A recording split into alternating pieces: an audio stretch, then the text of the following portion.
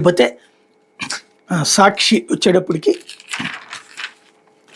కొండంతప్పు బాబు self డప్పు అంటూ అమరావతి నిర్మాణం పేరుతో ఇప్పటికే 52,000 కోట్ల రుణం, దీంతోపాటు 2025-26 బడ్జెట్లో 6,000 కోట్లు కేటాయించిన ప్రభుత్వం.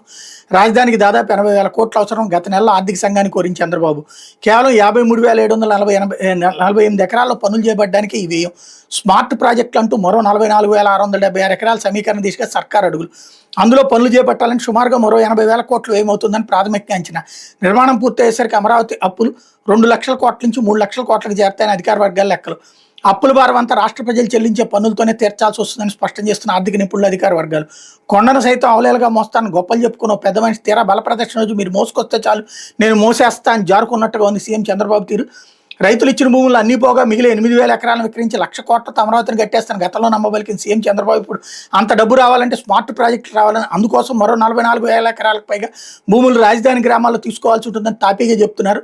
1,00,000 కోట్లతో రాజధాని నిర్మించిన అటు ఉంచితే దాదాపు 1,00,000 ఎకరాల భూమిని మాత్రం తీసుకోవడం ఖాయంగా కనిపిస్తోందని ఆర్థిక నిపుణులు, అధికార వర్గాలు, రాజకీయ పరిశీలకులు వ్యాఖ్యానిస్తున్నారు అన్నట్టు వార్తని హైలైట్ చేశారు. లేకపోతే ఎవరి అండతో ఈ దుర్మార్గాలు చేస్తున్నారు, ఇది రాజ్యహింస కాదా?